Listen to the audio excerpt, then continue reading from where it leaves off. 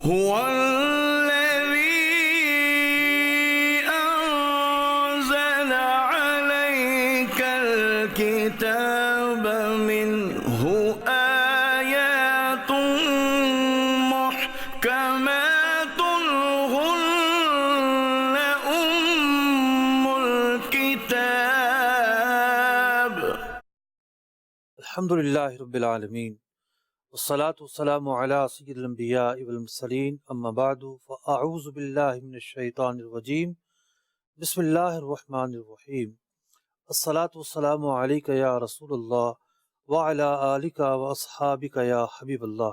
محترم ناظرین کرام، ہمارا سلسلہ ہے احکام قرآن۔ اس سلسلے کے اندر قرآن مجید فرقان حمید کی ان آیات مبارکہ کی تفسیر بیان کی جاتی ہے کہ جن آیات کے اندر اللہ رب العزت نے احکامات بیان فرمائے ہیں، حلال و حرام کے متعلق احکامات بیان فرمائے ہیں۔ واضح رہے کہ جو حلال و حرام کا لفظ ہے یہ زندگی کے تمام گوشوں کو شامل ہے۔ عبادات کا معاملہ ہو، معاشرت کا معاملہ ہو، لین دین کا معاملہ ہو، نکاح و طلاق کا معاملہ ہو، یہ احکامات کا نظام، حلال و حرام کا نظام ہماری زندگی کے تمام جو گوشے ہیں، تمام جو حصے ہیں، تمام جو زاویے ہیں، سب کو محیط ہے۔ قرآن کریم فرقان حمید اللہ رب العزت کی اتاری ہوئی وہ کتاب ہے کہ جو ایک مکمل ضابطہ حیات فراہم کرتی ہے مسلمان کو یہ سکھاتی ہے کہ دنیا میں کس کس موقع پر کیا کیا کرنا ہے۔ اللہ رب العزت نے صرف عبادات ہی کے احکامات بیان نہیں فرمائے، معاشرے کی بہتری اور خوبی ہی کے احکام بیان نہیں فرمائے، آپس کی جو گھریلو زندگی ہے صرف اسی کے احکامات بیان نہیں فرمائے، بلکہ ایک بڑا حصہ شریعت مطہرہ کا وہ لین دین کے مسائل پر مبنی ہے۔ لین دین کس طرح کرنا ہے، کس طرح رکھنا ہے، لین دین کے ضابطے کیا ہونے چاہیے، کیا اصول، کیا طریقہ ہونا چاہیے۔ آج جس آیت مبارکہ کا انتخاب ہم نے کیا ہے وہ لین دین کے متعلق جزیات تو بیان نہیں کر رہی، لیکن لین دین کے حوالے سے ایک بہت ہی مرکزی اصول، قاعدہ اور ضابطہ بیان کر رہی ہے۔ آئیے سب سے پہلے سورہ نساء کی آیت نمبر 29 اور 30 اس کی تلاوت اور ترجمہ سنتے ہیں۔ قرآن کی روشنی یا ایہا الذین آمنوا لا تأکلوا اموالکم بینکم بالباطل الا ان تکون تجارة عن تراض منکم ولا تقتلوا انفسکم ان اللہ کان بکم رحیما۔ اے ایمان والو، آپس میں ایک دوسرے کے مال ناحق نہ کھاؤ مگر یہ کہ کوئی سودا تمہاری باہمی رضامندی کا ہو، اور اپنی جانیں قتل نہ کرو، بے شک اللہ تم پر مہربان ہے۔ ومن يفعل ذلك عدوانا وظلما فسوف نصليه نارا وكان ذلك على الله يسيرا۔ اور جو ظلم و زیادتی سے ایسا کرے گا تو ان قریب ہم اسے آگ میں داخل کریں گے، اور یہ اللہ کو آسان ہے۔ محترم ناظرین، ان دو آیات مبارکہ کی جو تلاوت آپ نے سماعت کی ہے، ان دو آیات کے ضمن میں آج کن نکات پر گفتگو ہوگی، آئیے سب سے پہلے ان کی فہرست ملاحظہ کرتے ہیں۔ قرآن کی روشنی سورہ نساء کی آیت نمبر 29 اور 30 کے تحت زیر بحث لائے جانے والے اہم نکات۔ نمبر 1، آمدنی کے باطل طریقوں سے مراد کیا ہے؟ نمبر 2، تجارت اور باہمی رضامندی کے الفاظ میں کیا کیا احکام پوشیدہ ہیں؟ نمبر 3، وَلَا تَقْتُلُوا أَنفُسَكُمْ میں اپنے آپ کو کس طرح کا نقصان پہنچانا مراد ہے؟ نمبر 4، بیان کردہ احکامات کی خلاف ورزی پر کیا وعید بیان کی گئی ہے؟ آپ نے سماعت کیا کہ آج کن عنوانات پر گفتگو ہوگی۔ ان عنوانات کے اندر جو پہلا نقطہ ہے وہ یہ ہے کہ ہم نے آیت مبارکہ سماعت کی ہے، اور اس آیت مبارکہ کے اندر بیان کیا گیا یا ایھا الذین آمنوا لا تأکلوا اموالکم بینکم بالباطل، اے ایمان والو، خطاب ایمان والوں سے کیا گیا ہے، کیونکہ جو احکامات ہیں مسلمان ہی اس کا مکلف ہے، اور مسلمان کو اب کس طرح زندگی گزارنی ہے وہ بیان کیا جا رہا ہے۔ فرمایا گیا لا تأکلوا، مت کھاؤ۔ یہاں لفظ کھانا بولا گیا ہے، لیکن مراد یہ ہے کہ ان ذرائع کو اختیار نہ کرو کہ جو ذرائع باطل اور غلط طریقے پر مبنی ہے، یعنی جو آمدنی کے ذرائع ہیں ان ذرائع کا ایک بڑا مقصد چونکہ کھانا ہوتا ہے، پیٹ بھرنا ہوتا ہے، اس لیے ذرائع کے بجائے لفظ تاکلو بول کر ذرائع آمدنی مراد لی گئی کہ ان ذرائع کو اختیار نہ کرو کہ جو باطل طریقے پر مبنی ہیں۔ لا تاکلوا اموالکم بینکم بالباطل، کہ تم اپنے مالوں کو جو ہے وہ باطل چیزوں کی خریداری پر نہ لگاؤ، ایسی خریداری پر نہ لگاؤ کہ جس سے اللہ رب العزت نے منع کیا ہے۔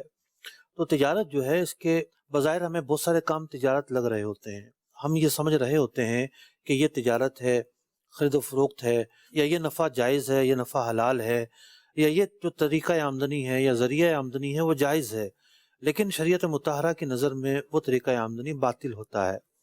باطل سے کیا مراد ہے؟ باطل سے مراد ہر وہ طریقہ ہے کہ شریعت مطہرہ نے جسے ناجائز قرار دیا ہے۔ شریعت مطہرہ نے جن چیزوں کو، آمدنی کے جن ذرائع کو ناجائز قرار دیا ہے، جب بندہ ان ذرائع کو اختیار کرتے ہوئے مال حاصل کرتا ہے تو وہ پھر باطل طریقے سے کمایا ہوا مال کہلاتا ہے۔ ویسے تو جو آمدنی کے ناجائز ذرائع ہیں بہت سارے ہیں، آئیے میں آپ کے سامنے تقریباً 7 بڑے ذرائع بیان کرتا ہوں۔ ایک طریقہ ہے غصب کے ذریعے کسی کا مال حاصل کرنا۔ مثال کے طور پر کسی کا مکان تھا، کسی کی جگہ تھی، کسی کی چیز تھی، اس پر جو ہے وہ ظلماً کسی نے قبضہ کر لیا جا کر اور اس مال کو ہتھیا لیا، تو یہ ظلم یا غصب کے ذریعے مال کمانے کی ایک صورت ہے۔ عام طور پر ڈاکو، اسٹریٹ کرائمر اور اس طرح کے جو لوگ ہیں، لوگوں کے جو مال ہتھیا رہے ہوتے ہیں، اس میں یہی ذریعہ ہوتا ہے۔ تو قرآن پاک واضح طور پر فرما رہا ہے کہ باطل طریقے سے مال حاصل نہ کرو۔ دوسرا سبب ہے لہو و لعب کے ذریعے مال حاصل کرنا۔ کچھ چیزیں ایسی ہیں کہ جس کے دائرے ہیں، جب اور ان دائروں کو عبور کیا جائے تو پھر وہ کام جو ہے وہ جائز نہیں رہتے۔ اب اس کے اندر بہت ساری چیزیں شامل ہیں، کھیل تماشے بھی ہیں۔ اب کھیل تماشوں کی جو آمدنی ہے یہ جائز نہیں ہے۔ اسی طریقے سے ایک شخص جو ہے وہ جسم فروشی کرنا شروع کر دے، یا جسم فروشی کے ذریعے جو ہے وہ لوگوں کے قریب ہونا شروع کر دے، تو یہ جو ایک ذریعہ مال ہوگا، یہاں پر جو مال کا تبادلہ ہوگا یہ بھی باطل طریقہ ہوگا۔ تو زنا کی جو آمدنی ہے یہ بھی ایک باطل ذریعہ آمدنی ہے۔ تیسرا جو سبب ہے وہ ہے رشوت۔ رشوت ایک بہت وسیع سبجیکٹ ہے، ایک بہت وسیع ٹاپک ہے۔ ہم یہ سمجھ رہے ہوتے ہیں کہ جس سرکاری حکام رشوت لے رہے ہوتے ہیں، ایسا نہیں ہے۔ بہت سارے افراد، بہت سارے محکمے، بہت سارے طبقے، بہت سارے اہل منصب رشوت کا لین دین کر رہے ہوتے ہیں۔ رشوت صرف اسی کا نام نہیں کہ دوسرے کو پیسے دیے جائیں، بلکہ بہت ساری صورتوں کے اندر کھانا کھلانا بھی رشوت میں آ جاتا ہے۔ بہت ساری صورتوں کے اندر اپنی چیز ادھار یا عاریت پر دینا وہ بھی رشوت میں آ جاتا ہے۔ تو رشوت ایک ایسا ذریعہ ہے کہ جو باطل طریقے پر مبنی ہے۔ خود قرآن مجید فرقان حمید میں اس کی مذمت مذکور ہے، اس سے نہیں، اس سے ممانعت مذکور ہے۔ ایک بڑا ذریعہ ہے سود۔ سود بظاہر تو لوگ جو سودی ایگریمنٹ کرتے ہیں اس میں رضامندی کا اظہار ہوتا ہے، فریقین راضی ہوتے ہیں، لیکن قرآن مجید فرقان حمید نے اس طریقہ کار کو حرام قرار دے دیا، اس پر ممانعت جاری کر دی، اس پر ناجائز کے احکام بیان فرمائے، وعیدیں نازل فرمائیں، سود کے ارتکاب کرنے والوں کو اللہ اور اس کے رسول کے ساتھ جنگ کرنے والوں کی طرح قرار دیا۔ تو اب جو بندہ سود کے ذریعے مال حاصل کرے گا تو واضح طور پر اس کا یہ مال حاصل کرنا ایک باطل طریقے کو اختیار کرنا ہوگا۔ ایک بڑا سبب ہے خیانت کے ذریعے مال حاصل کرنا، یعنی خیانت بھی ایک بہت وسیع باب ہے، دھوکہ بھی اس کے اندر آ گیا۔ ایک شخص کے مثال کے طور پر پیسے اس کے ذمے کم بنتے ہیں، لیکن آپ حساب کتاب کا ایسا ایک چکر چلائیں اور چکر چلا کے اس سے زیادہ پیسے لینے کے نہیں اتنے پیسے بنتے ہیں، تو یہ خیانت کی صورت ہے۔ اسی طریقے سے بہت سارے لوگ ایسے ہوتے ہیں کہ جو اس طریقہ کار، اس کو عام طور پہ چیٹنگ کہتے ہیں، اس طریقہ کار کے ذریعے آسان راستہ سمجھ کر مال کماتے ہیں، لیکن دنیا میں بھی رسوائی کا سامنا کرنا پڑتا ہے اور آخرت میں بھی رسوائی کا سامنا کرنا پڑتا ہے۔ تو خیانت کے ذریعے کمایا جانے والا مال ایک ایسا طریقہ ہے جو باطل طریقے پر مبنی ہے۔ ایک بڑا سبب ہے خرید و فروخت کے ناجائز طریقے۔ بھئی اب تک آپ نے جو مثالیں سنی، خیانت کی، سود کی، غصب کی، ڈاکوؤں کی، چوروں کی، رشوت لینے والوں کی، یہ تو سب جانتے ہیں کہ سب کے سب ناجائز طریقے ہیں، لیکن ایک طریقہ ہے خود تجارت کے اندر بہت سارے شکلیں، بہت سارے صورتیں، بہت سارے اسباب ایسے ہیں جب داخل ہو جائیں تو تجارت کو ہی ناجائز کر دیتے ہیں۔ تقریباً 40 کے قریب ایسے اسباب ہیں، اگر تجارت کے اندر داخل ہوں وہ تجارت حلال نہیں رہتی، اس کی آمدنی حلال نہیں رہتی، ایسی بے صحیح قرار نہیں پاتی بلکہ فاسد قرار پاتی ہے، اور اس سے اس طریقہ کار کے ذریعے جو آمدنی حاصل ہوگی وہ اب ایک باطل طریقے کے ذریعے حاصل ہونے والی آمدنی کہلائے گی، اور قرآن پاک کی یہاں جو نہیں ہے، جو ممانعت ہے، اس میں وہ آمدنی داخل ہوگی۔ اب پتہ کیسے چلے کہ وہ کون سے طریقے ہیں؟ ایک تو نہیں، میں نے تو عرض کیا کہ 40 کے قریب ایسے طریقے ہیں کہ جن کے ذریعے بندہ جو ہے وہ تجارت کے اندر بھی جو کام کر رہا ہوتا ہے وہ ناجائز ہو جاتے ہیں۔ آپ بظاہر آپ کو لگے گا کہ ایگریمنٹ تجارت کا ہے، ٹریڈنگ ہے، اور کوئی ایسی چیز نظر نہیں آ رہی، لیکن اس کے اندر ناجائز امور شامل ہوں گے۔ اور آپ سے اس طرح سنتے ہوں گے احکام تجارت ہر اتوار کو مغرب کے بعد آتا ہے، تو اس کے اندر کتنے ایسے مسائل ہوتے ہیں، تجارت کے ہوتے ہیں، لین دین کے ہوتے ہیں، مارکیٹ کے اندر جو کچھ ہو رہا ہے اس کے ہوتے ہیں، لیکن بہت ساری صورتوں کے متعلق آپ سنتے ہیں کہ جی ان کا جب حکم ہے، بیان کیا جاتا ہے، تو یہ کہا جاتا ہے کہ یہ طریقہ کار جائز نہیں ہے، اس سے حاصل ہونے والی آمدنی جائز نہیں ہے۔ وجہ یہی ہے کہ یہ خود ایک باب ہے، تاجروں کے لیے یہ چیزیں سیکھنا فرض ہے کہ کون سے ایسے طریقے ہیں جس سے ہماری آمدنی حرام ہو جاتی ہے، ہماری آمدنی حلال نہیں رہتی، ہم گناہ کے مرتکب ہوتے ہیں اور وہ کام نہ کرنا ہم پر واجب ہو جاتا ہے۔ یہ ساری باتیں سیکھنا تاجروں کے لیے ضروری ہیں۔ ایک اور بڑا طریقہ جس کے ذریعے آمدنی جو ہے وہ حلال نہیں رہتی اور وہ طریقہ باطل طریقہ قرار پاتا ہے۔ بہت ساری چیزیں ایسی ہیں، اب تک تو بات تھی طریقوں پر، اب ہے چیزوں پر۔ ایسی چیزیں ہیں کہ جو چیزیں شریعت مطہرہ نے ان کی خرید و فروخت جائز ہی قرار نہیں دی، جب بندہ ان چیزوں کو خریدے گا، بیچے گا، تو ان چیزوں کے ذریعے جو آمدنی حاصل ہوگی وہ ناجائز ہوگی، حرام ہوگی، اور ایسا جو طریقہ ہوگا آمدنی حاصل کرنے کا وہ بھی باطل طریقہ قرار پائے گا۔ آپ سوچ رہے ہوں گے کون سی ایسی چیزیں ہیں؟ مثال کے طور پر کچھ چیزیں میں بیان کر دیتا ہوں۔ شراب ہے، خنزیر ہے، یہ ایسے پروڈکٹس ہیں یا ایسی چیزیں ہیں کہ شریعت مطہرہ نے مسلمان کے لیے ان کا خریدنا، بیچنا، ان کی نقل و حمل، ان میں معاملت کرنا کسی طور پر جائز قرار نہیں دیا۔ اب بندہ ان بیان کردہ طریقوں میں سے کسی کو اختیار کر کے آمدنی حاصل کرتا ہے تو اس کی یہ آمدنی جو ہے وہ مال حرام قرار پائے گی۔ اسی طریقے سے کوئی بت بنا کر بیچتا ہے، یہ طریقہ آمدنی باطل ہے۔ سلیب بنا کر بیچتا ہے، یہ طریقہ آمدنی باطل ہے۔ تصاویر بیچتا ہے، جادو کی کمائی کرتا ہے، جادو کرنا جب ناجائز ہے تو اس کی آمدنی میں ناجائز ہوگی۔ اسی طریقے سے خون کی خرید و فروخت جائز نہیں ہے، انسانی بالوں کی خرید و فروخت جائز نہیں ہے۔ اب خون کے تعلق سے ضرورت کے وقت خون کا دینا تو جائز ہے، لینا تو جائز ہے، لیکن خون مال نہیں ہے، قابل معاوضہ چیز نہیں ہے، انسانی جسم کا ایک حصہ ہے اور اس کو ایک پروڈکٹ کے طور پر خریدا اور بیچا نہیں جا سکتا۔ اسی طریقے سے آلات موسیقی ہے، چونکہ ان کا استعمال جائز نہیں ہے تو ان کی خرید و فروخت بھی جائز نہیں ہوگی۔ اسی طریقے سے آتش بازی کا جو سامان ہے، جب اس کا استعمال جائز نہیں ہے تو اس کی خرید و فروخت جو ہے وہ بھی جائز نہیں ہوگی۔ تو من جملہ 7 طرح کے مختلف چیزیں میں نے آپ کے سامنے بیان کی۔ یہ 7 کوئی منحصر نہیں ہے عدد کہ 7 کے اندر ہی یہ عدد پایا جائے گا۔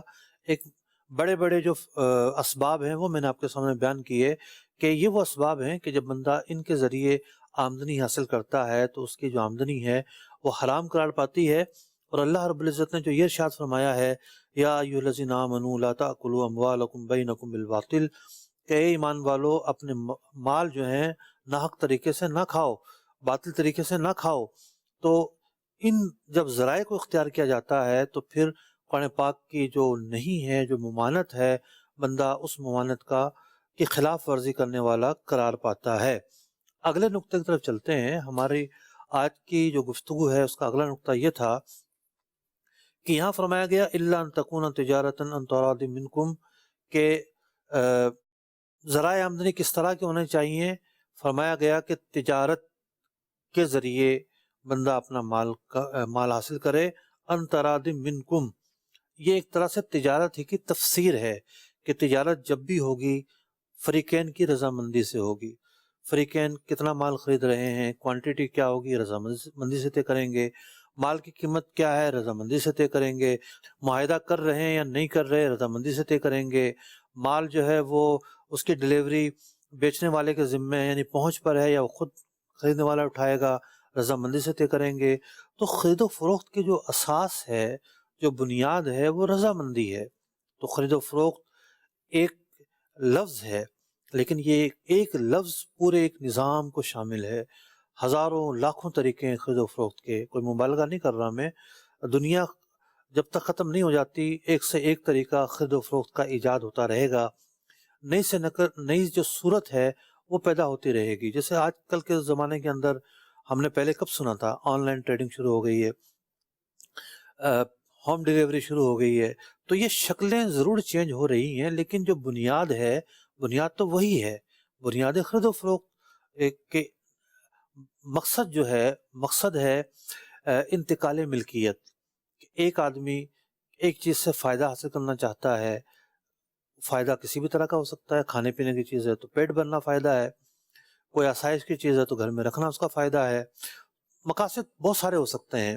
تو ایک آدمی جو ہے وہ کسی چیز سے فائدہ حاصل کرنا چاہتا ہے اور وہ چیز دوسرے کے پاس ہے، اب یہ اس کی قیمت ادا کر کے باہم رضامندی کے ساتھ ایک سودا کر کے تجارت کرے گا۔ تجارت جب کرے گا، تجارت کا جو سب سے بڑا فائدہ سامنے آتا ہے وہ ہوتا ہے انتقال ملکیت کا، کہ جب جیسے ہی ایکسیپٹنس اور آفر کا عمل پورا ہوتا ہے، پہلے ایک شخص آفر کرتا ہے، ایجاب کرتا ہے، سامنے والا ایکسیپٹنس کرتا ہے، قبول کرتا ہے، جیسے ہی عمل پورا ہوتا ہے انتقال ملکیت محقق ہو جاتی ہے، ایک دوسرے کے مال میں ایک دوسرے کا استحقاق ثابت ہو جاتا ہے۔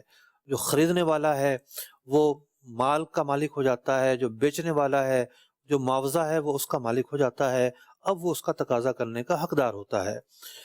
تو خرید و فروخت کا جو سب سے بڑا فائدہ ہے وہ فائدہ ہے انتقال ملکیت۔ انسان اپنی ضروریات پوری کرے، اس کے لیے خرید و فروخت ایک بنیادی چیز ہے، ایک انسان کی زندگی گزارنے کے لیے ایک بنیادی ضرورت ہے۔ تو اس خرید و فروخت کے اندر جو سب سے بنیادی چیز ہے وہ ہے باہم رضامندی۔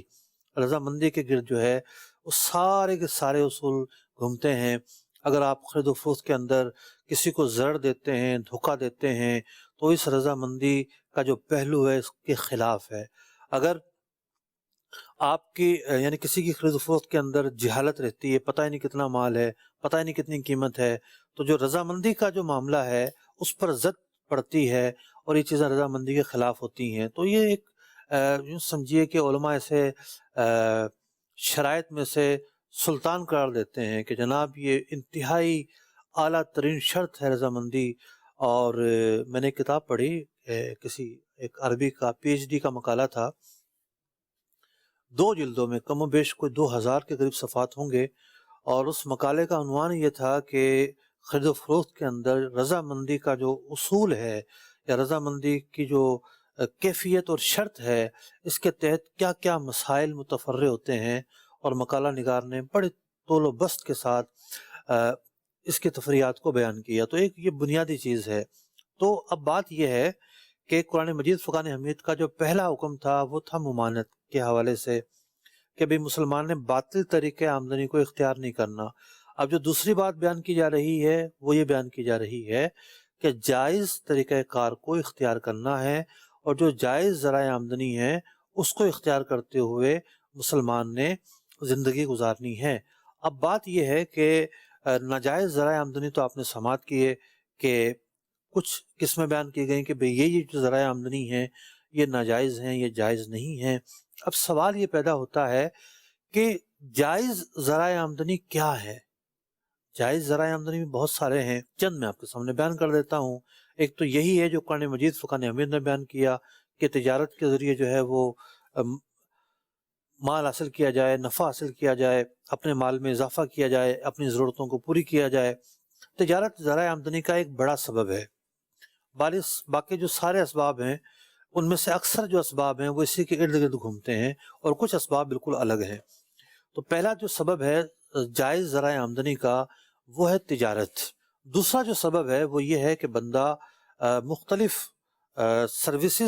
اپنی سروسز یا اپنی خدمات پیش کر کے، جیسا کہ ملازمت کے اندر بندہ اپنی خدمات پیش کرتا ہے اور معاوضہ حاصل کرتا ہے، اسی طریقے سے ایک دلال یا بروکر جو ہے وہ اپنی خدمات پیش کرتا ہے، معاوضہ حاصل کرتا ہے۔ ایک ایڈوائزر، خواہ وہ وکیل کی صورت میں ہو، خواہ ڈاکٹر کی صورت میں ہو، وہ اپنی خدمات پیش کرتا ہے، معاوضہ حاصل کرتا ہے۔ تو اپنی جائز خدمات پیش کر کے اس کا معاوضہ حاصل کرنا یہ ایک دوسرا بڑا سبب ہے جو جائز ذرائع آمدنی ہے ان میں۔ تیسرا بڑا سبب ہے ترکہ۔ کسی کا انتقال ہو جاتا ہے تو اس کے جو وارث بن رہے ہیں وہ وارث شریعت کے بیان کردہ حصوں کے مطابق خود بخود اس کے چھوڑے ہوئے مال و اسباب کے مالک بن جاتے ہیں۔ یہ ایک بڑا ذریعہ آمدنی ہے۔ بعض اوقات ایک نابالغ بچہ، بلکہ ایک 2 دن کا بچہ، کیا 1 دن کا بچہ بھی کروڑوں روپے کا مالک بن سکتا ہے۔ اس کا باپ ارب پتی ہو، انتقال ہو جائے، 1 دن کا بچہ ہے، دیگر ورثہ کے ساتھ ساتھ اس بچے کا بھی حصہ ہوگا اور اس کو بھی اپنا حصہ جو ہے وہ بالکل اتنا ہی ملے گا جتنا کہ اس کے بالغ بھائیوں کا ہوگا۔ تو وراثت ایک بڑا ذریعہ ہے۔ چوتھا جو سبب ہے ذرائع آمدنیوں میں سے وہ ہے گفٹ کا ملنا، تحفے کا ملنا۔ تحفے کی اپنی شرائط ہوتی ہیں، جب وہ شرائط پائی جاتی ہیں ان میں سے ایک بڑی شرط ہوتی ہے قبضہ دے دینا۔ بعض لوگ اپنی جگہوں کو نام تو کر دیتے ہیں لیکن قبضے میں نہیں دیتے، لیکن قبضہ دے دینا ایک گفٹ کا ایک بڑا سبب ہوتا ہے ملکیت ثابت ہونے کا۔ تو گفٹ جو ہے وہ عام طور پر تو جائیداد میں بھی ہو رہا ہوتا ہے گفٹ، کہ جناب باپ نے اپنے بیٹے کو یہ گفٹ کی ہے، تو جس طریقے سے ایگریمنٹ بنتا ہے سیل ایگریمنٹ، اسی طریقے سے گفٹ ایگریمنٹ بھی جائیدادوں کا بنتا ہے۔ اور اس کے علاوہ بھی بندہ جب اپنے آمدنی کے ذرائع، آج کل تو ٹیکس کی جو آوازیں ہیں وہ بڑی دھوم دھام میں ان آوازوں کی اور چاروں طرف سے یہی آوازیں ہیں، تو انسان کو ٹیکس کے کاغذات کے اندر اپنے ذرائع آمدنی ظاہر کرنے پڑتے ہیں۔ تو ایک ذرائع آمدنی آج بھی ظاہر کیا جاتا ہے، وہ یہ ظاہر کیا جاتا ہے کہ جناب یہ جو اماؤنٹ ہے یا یہ جو پراپرٹی ہے یا یہ جو اثاثہ ہے بطور گفٹ ہمیں ملا ہے۔ تو تحفہ انتقال ملکیت کا ایک سبب ہے۔ ایک بندہ بغیر کسی معاوضے کے دوسرے کو کوئی چیز جب دیتا ہے تو یہ گفٹ کہلاتا ہے۔ پانچواں سبب ہے کہ مباح جو چیزیں ہیں ان پر تغلب یا قبضے کے ذریعے، استعلاء کے ذریعے بندہ ان چیزوں کا مالک بنے۔ جیسا کہ کوئی اگر سمندر میں جال ڈالتا ہے، جو سمندر کی مچھلیاں ہیں یہ مباح ہے، جو جال ڈالے گا یہ اسی کا ہو جائے گا۔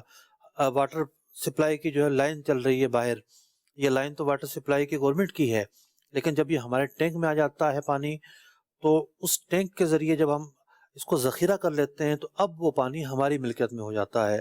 تو یوں جو مباح پانی ہے اس پر جب اپنے برتن میں لے لیا گیا، اپنے تالاب میں بھر لیا گیا، تو اب اس پر ملکیت ثابت ہو جاتی ہے۔ تو یہ پورا ایک بڑا باب ہے کہ کون کون سی چیزیں مباح ہیں اور کب کب ان سے ملکیت، کس طریقے سے ملکیت ثابت ہوگی۔ جو چھٹا سبب ہے وہ چھٹا سبب یہ ہے کہ ایک آدمی دوسرے کے لیے وصیت کرتا ہے۔ وارث کو تو وراثت سے حصہ ملے گا، غیر وارث کے لیے وصیت رکھی گئی ہے۔ اب وہ کوئی فرد بھی ہو سکتا ہے، کوئی ادارہ بھی ہو سکتا ہے، اس کے لیے وصیت کی گئی، تو وصیت کی گئی تو اب اس کو جو ہے اس طریقے سے مال ملا، تو یہ بھی ایک ذریعہ آمدنی کا ایک ماخذ اور ایک طریقہ ہے۔ ساتواں سبب ہے مصالحت، کمپرومائز کے ذریعے مال حاصل کرنا۔ کسی نے کسی کی چیز توڑ دی، اب اس کا تاوان لیتا ہے، یہ تاوان جو لیتا ہے یہ ایک کمپرومائز کی صورت ہے، مصالحت کی صورت ہے۔ اسی طریقے سے شوہر نے مہر ادا کر دیا تھا، وہ بیوی مہر کی مالک بن گئی تھی، اب بیوی جو ہے وہ خلا مانگتی ہے۔ جب بیوی خلا مانگتی ہے اور خلا شوہر دینے پر راضی ہو جاتا ہے، اب وہ مہر جو واپس لے گا، اب دوبارہ اس رقم کا جو مالک بنے گا، یہ ایک مصالحت اور کمپرومائز کا ایک سبب ہے جس کے ذریعے یہ مالک بنا ہے، یہاں سے بھی ملکیت حاصل ہوگی۔ اسی طریقے سے 8واں جو سبب ہے وہ یہ ہے کہ ایک بندہ کسی چیز کا مالک ہے، مثال کے طور پر بھیڑ بکریوں کا مالک ہے، درختوں کا مالک ہے۔ اب ان کی جو بھیڑ بکریوں کی اولادیں پیدا ہوں گی یا درختوں پہ جو پھل لگیں گے، یعنی جو بندہ جس چیز کا مالک ہے اس کے بینیفٹس کا بھی وہی مالک ہے، اس کی جو آمدنی ہے اس کا بھی وہی مالک ہوگا۔ تو یہ کچھ اسباب ہیں کہ جو شریعت مطہرہ نے رکھے ہیں، اور ان اسباب کے ذریعے جو مال حاصل کرتا ہے یہ جائز طریقے کہلاتے ہیں، یہ طریقے باطل طریقے نہیں کہلاتے، یہ طریقے پاکیزہ طریقے کہلاتے ہیں، حلال اور طیب طریقے کہلاتے ہیں۔ تو یہ ایک دنیا کا نظام ہے۔ دنیا میں کچھ لوگوں کا جو مقصد ہے، کچھ لوگوں کا جو شیوا ہے، کچھ لوگوں کی جو عادت و اطوار اور ہدف ہے، وہ اس پر مبنی ہے کہ جناب مال آنا چاہیے، چاہے کہیں سے بھی آئے، کسی بھی ذریعے سے آئے۔ کچھ لوگ وہ ہوتے ہیں ان کی نیت تو خراب ہوتی ہے، لیکن چوری ڈاکے کی ان کے اندر ہمت نہیں ہو رہی ہوتی، لیکن جب موقع ملتا ہے، داؤ لگتا ہے، وہ مال کہیں نہ کہیں سے حاصل کرنے کا جو موقع ہے اس کو ضائع نہیں کر رہے ہوتے، حلال و حرام کی تمیز نہیں رکھتے۔ قرآن مجید فرقان حمید کی یہ جو آیت مبارکہ ہے، اس میں جو نظام بیان کیا جا رہا ہے، جو بنیادی ضابطے بیان کیے جا رہے ہیں، اس کی روح یہ ہے کہ ایک مسلمان پر یہ لازم ہے کہ وہ حلال و حرام کے جو ذرائع ہیں اس میں تمیز رکھے، حرام کو ترک کرے، حلال کو اختیار کرے، حرام کی جو ہلاکتیں ہیں، حرام کی جو بربادیاں ہیں، مال حرام کا جو فساد ہے اس کو مد نظر رکھے کہ دنیا میں بھی اس کے ذریعے ہلاکتیں ہوں گی اور آخرت میں بھی اس کے ذریعے بندہ ذلیل و رسوا ہوگا اور اپنے آپ کو وہ ہلاکت پر پیش کرتا ہے۔ تو قرآن مجید فرقان حمید کی اس آیت مبارکہ پر اسی صورت میں عمل ہو سکتا ہے جب ہمیں پتہ ہو کہ کون سی چیزیں حرام ہیں، کون سی چیزیں حلال ہیں۔ ہر ایسا مسلمان کہ جو کماتا کھاتا ہے اس پر ان طریقوں کا، ان ذریعوں کا حاصل کرنا، ان ذریعوں کے متعلق جو علم ہے اس کا حاصل کرنا بے حد ضروری ہے، ان چیزوں کا علم رکھنا اس پر فرض ہے۔ آیت مبارکہ کے اگلے حصے پر بات کرتے ہوئے ہم اپنے اگلے نقطے کی طرف آگے بڑھتے ہیں۔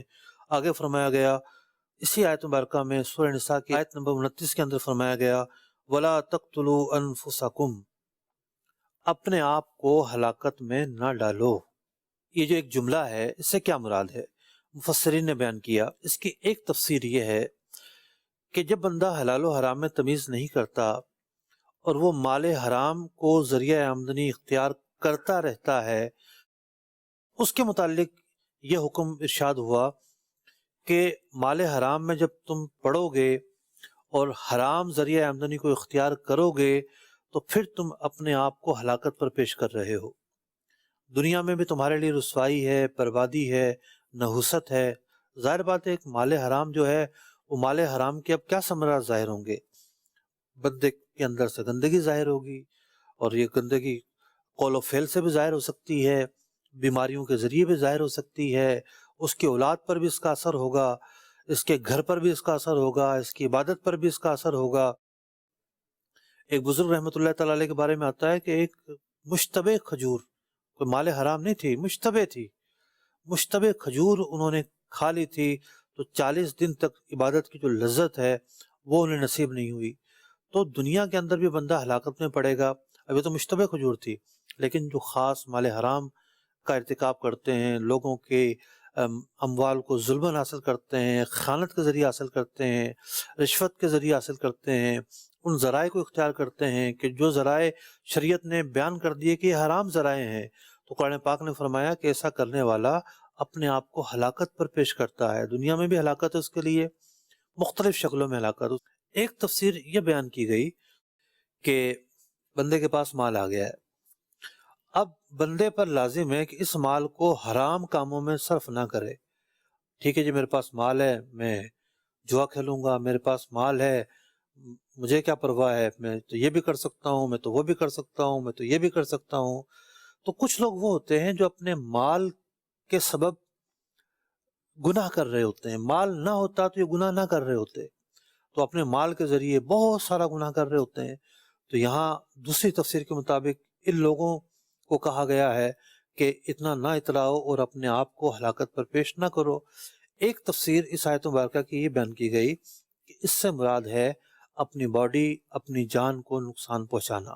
لا تقتلوا انفسکم، اپنے آپ کو ہلاکت میں نہ ڈالو، خودکشی جائز نہیں ہے۔ اپنا کوئی عضو کاٹ ڈالنا، اپنے جسم کے کسی حصے کو نقصان پہنچانا، یہ جائز نہیں ہے۔ اسی طریقے سے شریعت مطہرہ کی بہت ساری وہ تعلیمات بھی آیت مبارکہ کے اس حصے کے تحت داخل ہوں گی کہ جن تعلیمات کے اندر شریعت مطہرہ نے بندوں پر سختی اور بندوں پر جو ایک مشقت ہو رہی تھی اس کے تحت نرمی داخل فرمائی اور آسان حکم بیان فرمائے۔ ایک صحابی رسول عمرو بن عاص رضی اللہ تعالیٰ عنہ، ایک مرتبہ سردیوں کی رات تھی، رات کو احتلام ہو جاتا ہے اور صبح جب فجر کا وقت ہوتا ہے تو ہمت نہیں ہوتی، یہ اندازہ لگا لیتے ہیں کہ اگر میں نے غسل کیا اس ٹھنڈے پانی سے تو میں تو مر ہی جاؤں گا، بالکل یہی الفاظ روایتوں میں ہیں۔ تو انہوں نے اب غسل نہیں کیا، اپنے جسم پر پانی نہیں بہایا بلکہ تیمم کر کے نماز پڑھ لی۔ اس کے بعد بارگاہ رسالت میں حاضر ہوئے، عرض کی یا رسول اللہ صلی اللہ علیہ وسلم اس طرح کی کیفیت تھی اور میں نے نماز جو ہے وہ تیمم کر کے پڑھ لی، میں نے غسل نہیں کیا۔ اور پھر انہوں نے یہ آیت مبارکہ تلاوت فرمائی کہ اللہ رب العزت نے ارشاد فرمایا ہے لا تقتلوا انفسکم، اپنے آپ کو قتل نہ کرو، اپنے آپ کو ہلاکت پر نہ ڈالو۔ تو نبی اکرم علیہ الصلوۃ والسلام نے آپ مسکرائے اور ان کا جو یہ عمل تھا اس کی آپ نے تردید نہ فرمائی۔ جہاں غسل کرنے کا اور وضو کرنے کا موقع ہے بہت ساری جگہوں پر پانی کی جگہ تیمم کو رکھا ہے، اسی طریقے سے کھڑے ہو کر نماز پڑھنے کے بجائے بیٹھ کر نماز پڑھنے کو رکھا ہے، جماعت سے نماز پڑھنے کا جو حکم ہے بہت ساری جگہوں پر ان احکامات سے جو ہے معذور بندے کو رکھا ہے۔ بہت ساری ایسی صورتیں ہیں جہاں شریعت مطہرہ نے نرمی دی ہے، وہاں پر بھی یہ جو آیت مبارکہ کا حصہ ہے وہ اپلائی ہوتا ہے اور اس سے یہ باتیں بھی ثابت ہوتی ہیں۔ فرمایا گیا ان اللہ کان بکم رحیما، اور یہ تمام احکامات جو اللہ تبارک و تعالیٰ دے رہا ہے، اللہ تعالیٰ مہربان ہے تم پر، ان احکامات پر عمل کرنے میں تمہارا ہی فائدہ ہے۔ کیسے فائدہ ہے؟ کہ لوگ لوٹتے رہیں، چوریاں کرتے رہیں، ظلم کرتے رہیں، ایک دوسرے کا مال کھاتے رہیں، یہ نظام تھوڑی ہے۔ دین اسلام کے نظام میں تو اموال کا تحفظ ہے، عزتوں کا تحفظ ہے، جانوں کا تحفظ ہے۔ اللہ تبارک و تعالی ہمارا تحفظ چاہتا ہے، وہ ہم پر مہربان ہے، وہ ہم پر کریم ہے، وہ ہم پر رحیم ہے۔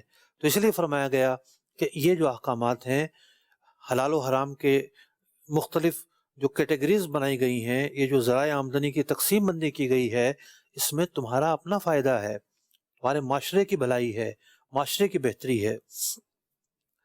اب جو نہیں کرے گا، ان چیزوں پر عمل نہیں کرے گا، اللہ رب العزت نے کیا ارشاد فرمایا وَمَن يَفْعَلْ ذَلِكَ عُدْوَانًا، کہ جو تجاوز کرے گا حدود کو، حدود کی پاسداری نہیں کرے گا، عدوانًا وظلما، اور وہ اپنے اوپر ظلم کرے گا یا لوگوں پر ظلم کرے گا، فرمایا گیا فَسَوْفَ نُصْلِيهِ نَارًا، اللہ رب العزت نہ صرف یہ کہ دنیا میں اسے سزا دے گا بلکہ آخرت میں بھی اسے آگ میں ڈالے گا اور اسے دردناک عذاب دے گا۔ وَكَانَ ذَلِكَ عَلَى اللَّهِ يَسِيرًا، اور یہ سب کام اللہ کے لیے بہت آسان ہے، مشکل نہیں ہے۔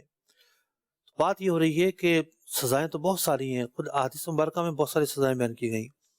نبی اکرم علیہ الصلوۃ والسلام نے ارشاد فرمایا کہ جو بندہ مال حرام حاصل کرتا ہے، اگر صدقہ کرے تو قبول نہیں، خرچ کرے تو برکت نہیں، اپنے بات چھوڑے تو جہنم میں جانے کا سامان، اللہ تعالیٰ برائی سے ختم نہیں فرماتا۔ اسی طریقے سے ایک اور حدیث پاک میں فرمایا گیا کہ اللہ تعالیٰ نے اس جسم پر جنت حرام فرما دی جو حرام غذا سے پلا ہو، یعنی جو اجزاء جسم کی جو نشو نما، جو گروتھ اگر حرام اجزاء سے ہوئی ہے تو جب تک وہ حصہ ختم نہیں ہو جاتا ایسا بندہ جنت میں نہیں جائے گا، اسے سزا ملے گی۔ یا پھر یہ کہ اللہ تبارک و تعالیٰ کوئی سبب پیدا فرمائے، کسی کی شفاعت ملے، یا بغیر سبب کے اللہ تبارک و تعالیٰ اسے جنت میں داخل کر دے۔ لیکن جرم بہرحال ہے، استحقاق عذاب ہونا پایا گیا ہے، تو مال حرام کی کتنی نوستیں ہیں آپ نے سماعت کی، ہمارے ساتھ طلبہ کرام بھی ہیں، اور یہ جو موضوع بیان ہوا سورہ نساء کی آیت نمبر 29 اور 30 کے تحت جو گفتگو کی گئی، آپ حضرات کے ذہنوں میں کچھ سوال ہے تو پوچھیے۔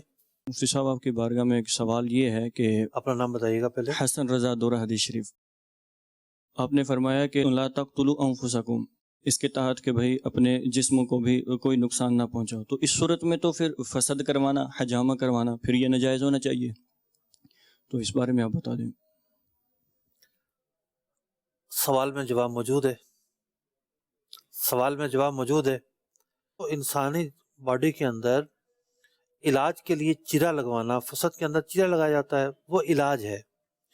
جب ناسور ہو جائے تو عضو ہی کاٹنا پڑتا ہے، ٹانگ کاٹنی پڑتی ہے۔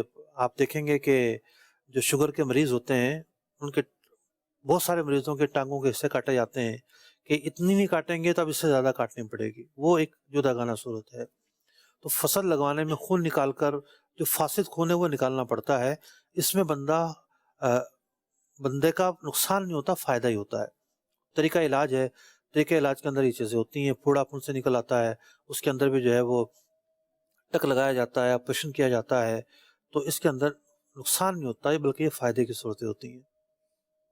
جی، السلام علیکم ورحمۃ اللہ وعلیکم السلام ورحمۃ وبرکاتہ۔ اللہ۔ میرا نام محمد راشد دورہ حدیث سے۔ آپ نے فرمایا کہ اللہ تبارک و تعالیٰ نے ارشاد فرمایا ہے کہ اپنے مالوں کو ناحق طریقے سے نہ کھائیں، تو اس سے مراد جو ہے ذرائع ہیں، یعنی ایسے ذرائع استعمال نہ کریں جو ناجائز ہیں۔ تو ذرائع کے اندر پھر آپ نے فرمایا کہ گفٹ بھی آتا ہے، کہ گفٹ بھی ایک ذریعہ ہوتا ہے۔ تو کوئی اگر شخص حرام کی کمائی کا گفٹ دیتا ہے لیکن جس کو وہ گفٹ ملا ہے اس کو پتہ نہیں ہے، تو اس کا یہ گفٹ استعمال کرنا ناجائز ہوگا یا نہیں، اس کے بارے میں بتائیں۔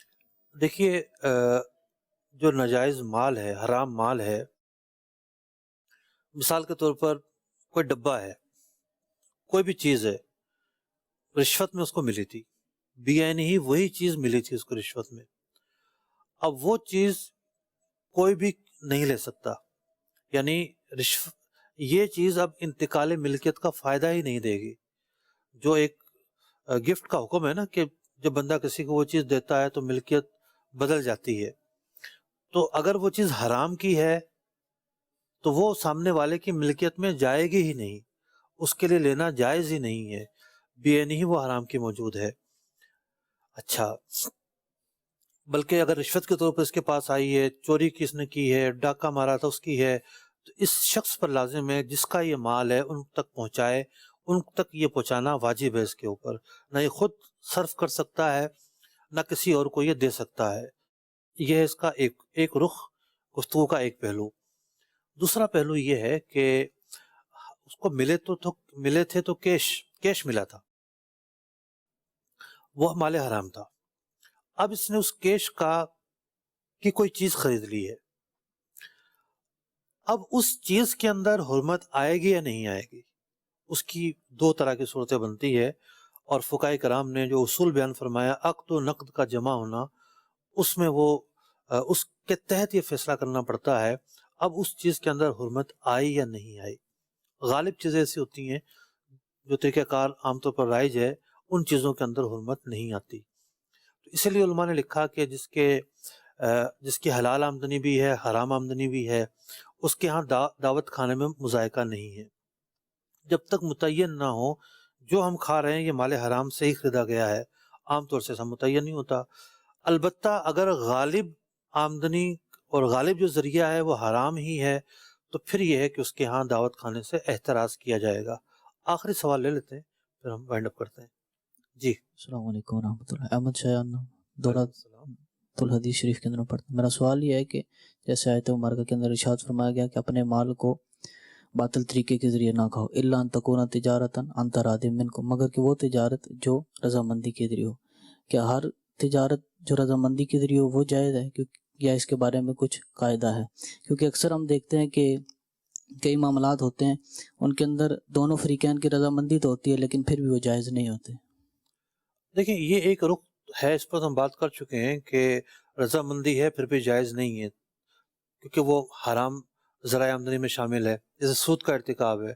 عام طور پر جو بینک ہیں وہ ایک فارم دیتے ہیں، جو کسٹمر ہے وہ اس سے ایگری کرتا ہے، تب جا کے جو سودی اکاؤنٹ کھلتا ہے۔ تو رضامندی تو پائی گئی یہاں پہ، تو ہر رضامندی جائز نہیں ہے، تو واضح بات ہے۔ لیکن دوسری بات یہ ہے کہ تجارت کے اندر رضامندی پائی جائے گی، یہ لازمی چیز ہے۔ اب اس پہلو کے تحت گفتگو کرتے ہوئے صاحب تفسیر مدارک نے، حضرت ملا جیون علیہ الرحمہ نے تفسیر احمدیہ کے اندر، اور اسی طریقے سے دیگر فقہا نے، یعنی امام فخر الدین رازی ہو گئے اور فقہا ہو گئے جو شوافع ہیں، انہوں نے اب فقہی جزیات پر بھی کلام کیا ہے۔ وہ کیا کلام کیا ہے کہ ہمارے فقہا نے ثابت کیا کہ جناب جو بے موقوف ہے وہ جائز ہوگی، جب جائز کر دے، بے موقوف فاسد بھی نہیں ہے۔ اسی طریقے سے مکرے کی جو بے ہے وہ جب وہ راضی ہو جائے تو وہ جائز ہوگی۔ اسی طریقے سے وہ جو احناف اور شوافع کے درمیان ایک اختلاف ہے کہ بے ہونے کے بعد جب تک مجلس نہیں بدلی خیار رہے گا، تو احناف فقہا نے کہا کہ اس آیت کا جو اطلاق اور عموم ہے وہ یہ بتاتا ہے ایسا کوئی خیار نہیں ہے، باہم رضامندی ہوگی، بیٹ منعقد ہو گئی ہے، انعقاد کے لیے اب اس طرح کا کوئی خیار جو ہے وہ معنی نہیں ہے۔ تو یوں تجارت کے ضمن میں مفسرین نے بہت سارے نکات بیان کیے ہیں۔ اللہ تبارک و تعالی ہمیں عمل کی توفیق عطا فرمائے۔ صلو علی الحبیب صلی اللہ تعالی علیہ وسلم۔